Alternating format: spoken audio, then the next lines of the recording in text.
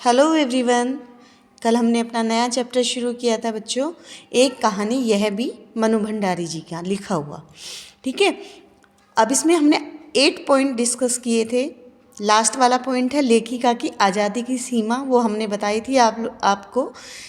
और अगर आपने वीडियो नहीं देखी है तो लास्ट वीडियो देखिए। अब इससे आगे पॉइंट्स हम आपको बताते हैं। सबसे पहला पॉइंट हमने लिखा हुआ है बेटा, शीला अग्रवाल जी का परिचय। ठीक है, शीला अग्रवाल जी कौन थी? जब लेखिका ने सन 45 में 10वीं कक्षा पास कर ली, लेखिका कौन? मन्नू भंडारी। मन्नू भंडारी ने 10वीं कक्षा पास करने के बाद जब वो फर्स्ट ईयर में आई, देखिए जो उनका कॉलेज था, स्कूल था, जहाँ उन्होंने ककहारा सीखा। ककहारा यानी क ख ग पढ़ना जहाँ से सीखा था, और उसके बाद 10वीं तक वो वहीं पढ़ी। वो इसी साल सन 45 में ही वो 11वीं और 12वीं कक्षा में की कक्षाएं वहाँ पर शुरू हुई थी। तो जो प्राध्यापिका थी शीला अग्रवाल जी, उनकी नियुक्ति उसी वर्ष हुई, और वो हिंदी की अध्यापिका थी। काफ़ी जानकारी उनके पास थी हिंदी को लेकर, लेखकों को लेकर, और लेखकों से संबंधित जो रचनाएं थी उनको लेकर काफ़ी जानकारी शीला अग्रवाल जी को थी। और साथ ही साथ वो बहुत खुले विचारों वाली महिला थी। खुले विचारों वाली महिला यानी जैसे लेखिका को एक सीमा में बांध दिया गया था कि आपको घर से बाहर जाकर नहीं खेलना है, या फिर जब वो बड़ी हुई तो आप राजनीति में के बारे में अगर जानना है तो घर में रहकर जानेंगी, घर से बाहर नहीं। लेकिन वो आज़ाद विचारों वाली थी, तो उन्होंने ऐसा ही लेखिका को भी बना दिया था। ठीक है, तो अब नेक्स्ट पॉइंट है लेखिका के जीवन में शीला जी का योगदान। अगर ये आ जाए, अगर हम पॉइंट्स की बात करें तो 2 पॉइंट्स इसमें लिख कर आइएगा, याद कर लीजिएगा, रट लीजिएगा। लेखिका के जीवन में शीला अग्रवाल जी का योगदान इस प्रकार रहा। पहला पॉइंट लिखेंगे, जो लेखिका को आदत थी ना कि कोई भी किताब मिल गई और पढ़ ली। ठीक है, लेकिन अब उन्होंने, शीला अग्रवाल जी ने उनको चुनिंदा किताबें पढ़ने की जो है शिक्षा दी कि ये बहुत अच्छे अच्छे लेखक हैं, इनकी किताबें पढ़ो और इनसे ही कुछ ना कुछ तुम्हें सीखने को मिलेगा। वो किताबें खुद भी देती, और किताबें पढ़ने के बाद उनसे उसके बारे में पूछती भी, बहस भी करती। ठीक है, जैसे सुनीता उपन्यास जो था जैनेंद्र जी का, वो उनको बहुत अच्छा लगा, वो उन्होंने पढ़ा। ठीक है, कई जैसे नदी के द्वीप, वो उन्होंने पढ़ा। जैनेंद्र जी का त्यागपत्र, भगवती बाबू का चित्रलेखा, ये सब प्रेरणा शीला अग्रवाल जी ने दी उनको चुनकर पुस्तकें पढ़ने की। दूसरा योगदान रहा, पॉइंट्स में लिख कर आइएगा बेटा, जब 46-47 में हर कोई देश की आज़ादी में सक्रिय भागीदारी दे रहा था, अपना योगदान दे रहा था, तब उन्होंने जो युवा थे, जो युवा लड़कियां थीं, उनको जोशीली बातें कही, और उनकी जोशीली बातों ने, शीला अग्रवाल जी की जोशीली बातों ने रगों में बहते हुए खून को लावे में बदल दिया। यानी एक तरह से जो लड़कियों के अंदर जो जोश था वो सामने आ गया, और लड़कियां भी उस उन्माद में, उस आज़ादी के उन्माद में कूद पड़ी, सभाएं करने लगी, हड़तालें करवाने लगी, जोशीले भाषण देने लगी। तो जो दायरा बांध दिया गया था लेखिका के लिए, सीमा जो तय की गई थी, उस सीमा को लांघकर लेखिका भी सड़कों पर आ गई। यानी आज़ादी की लड़ाई में योगदान देने के लिए लेखिका को प्रेरित किसने किया? शीला अग्रवाल जी ने। तो 2 पॉइंट हैं, पहला चुनिंदा किताबों को पढ़ने के लिए, ठीक है, चुने हुए लेखकों की किताब पढ़ने के लिए प्रेरित किया। दूसरा, आज़ादी की लड़ाई में उनको संघर्षशील बनाया। ओके, नेक्स्ट पॉइंट है बेटा, ऐसी घटना जब लेखिका पिता के कोप से बच गई। कोप यानी गुस्सा। आपको नेक्स्ट ब्रैकेट में कुछ दिखाई दे रहा होगा, उन्हें अपनी आंखों व कानों पर विश्वास नहीं हुआ। अक्सर इस स्टेटमेंट से क्वेश्चन पूछ लेते हैं कि कौन सी घटना थी जिससे लेखिका को अपने कानों पर, अपनी आंखों पर विश्वास नहीं हुआ। देखिए, जैसे कि बताया जा चुका है कि लेखिका जो थी वो चौराहों पर भाषण देना शुरू कर दिया, रैलियां करने लगी, इस तरह की चीज़ें करने लगी। तो पिता को ये मंजूर नहीं था। पिता को क्या, प्रिंसिपल मैडम को भी मंजूर नहीं था। तो प्रधानाध्यापिका बड़े गुस्से में थी। उन्होंने उनके घर पे पत्र भिजवाया और उनसे कहा कि अपनी लड़की को घर बैठाइए। इसकी एक आवाज़ पे सारे कॉलेज की लड़कियां सड़कों पर आ जाती है। तब पिता वहाँ गए और बड़े गुस्से में स्कूल में प्रधानाध्यापिका से मिलने के लिए गए। और वो गुस्से में जब वहाँ पहुँचे तो जब प्रधानाध्यापिका ने सारी बातें बताई तो उन्हें लगा कि जैसे मेरी बेटी देश के लिए वो योगदान दे रही है जो शायद मैं नहीं दे पाया।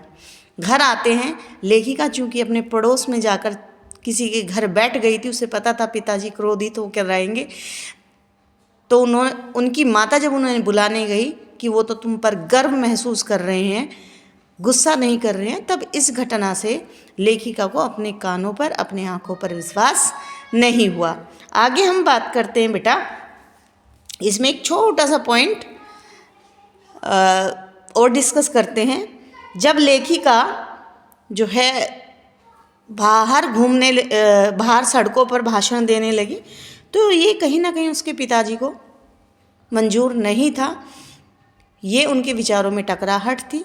अगर आपको ये लिखना आ जाए मनु भंडारी और उनके पिता के विचारों में टकराहट कैसे थी, तो आप 2 पॉइंट लिख कर आइएगा। पहली बात, पहले तो उनके विचारों में टकराहट ये थी कि उन्होंने लेखिका की आज़ादी की एक सीमा तय की थी और लेखिका उस सीमा को तोड़कर बाहर आ गई। ठीक है, तो दोनों के विचार अलग अलग हो गए। दूसरी बात, दोनों ही क्रोधी थे और दोनों ही आपस में टक्कर लेने के लिए तैयार थे। तो लेखिका विरोध में थी। लेखिका की जो बड़ी बहनों की शादी हुई वो उनके पिता के मर्जी से हुई। उन्होंने लड़का ढूंढा, शादी की, लेकिन लेखिका ने अपने पिता के विपरीत जाकर राजेंद्र से शादी की, प्रेम विवाह किया। नेक्स्ट पॉइंट देखते हैं, लेखिका का चौराहे पर भाषण और उसका प्रभाव। लेखिका ने एक दिन जब आज़ाद हिंद फौज के मुकदमे का सिलसिला था तब स्कूलों, दुकानों, हड़तालों का आह्वान किया गया था। उस समय क्या हुआ, अजमेर का पूरा विद्यार्थी वर्ग मुख्य बाजार के चौराहे पर इकट्ठा हुआ। फिर भाषणबाजी हुई और मनु भंडारी ने बीच में खड़े होकर वहाँ पर जोरदार भाषण दिया, जिसे देखकर, देखिए समाज में हर तरह के लोग होते हैं, कोई किसी तरीके से सोचता है, कोई किसी तरीके से सोचता है। तो वहाँ पर एक व्यक्ति जो कि उनके पिता को जानने वाले थे, उन्होंने मनु का भाषण सुना, मनु का भाषण सुना और सुनकर वो जैसे ही वहाँ पर आए, कहाँ, उनके पिता के पास। ठीक है, उनके पिता के पास आए और उनके पिता को कहने लगे कि बस अभी तुम्हारी बेटी, उसको भी देख लिया करो कभी, जो लड़कों के साथ हड़तालें करवाती, हुड़दंग मचाती फिर रही है। ऐसा लड़कियों को शोभा नहीं देता। कोई मान मर्यादा का, इज्जत आबरू का ख्याल भी रह गया आपको भंडारी जी या नहीं? ठीक है, तो ये तो थी उस व्यक्ति की सोच जो मनु भंडारी के बारे में उसने समझा और जाकर उसके पिताजी को। और कभी कभी हम दूसरों के तरीके से सोचना शुरू कर देते हैं।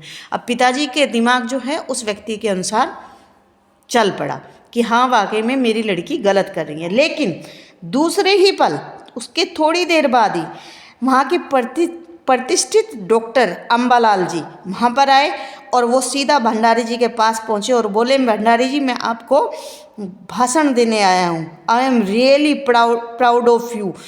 क्या तुम घर में घुसे रहते हो भंडारी जी? घर से भी निकला करो। You have missed something. Manu ने क्या भाषण दिया है, कितने युवाओं को अपने साथ जोड़ा है। अब देखिए, अब पिताजी के विचार तुरंत बदल गए। अब दूसरे व्यक्ति के अनुसार उनके विचार हो गए। वो समझने लगे कि हाँ ये सही कह रहे हैं। ठीक है, तो अब जो गुस्सा सुबह में उन्हें आया था, जो वो पहला व्यक्ति कह कर गया था, अब वो गुस्सा खत्म। वो भी अपनी बेटी पर गर्व महसूस कर रहे थे। तो लेखिका सोचती है, आज भी इसमें लिखा हुआ है कि क्या तो उस समय मेरा भाषण रहा होगा। वो समझती है शायद डॉक्टर अंबालाल जी का स्नेह रहा होगा जिन्होंने मेरी इतनी प्रशंसा की। ठीक है। लेखिका मानती थी कि उनके पिता जो थे वो अंतर्विरोधों में जीते थे। अंतर्विरोधों में कैसे जीते थे?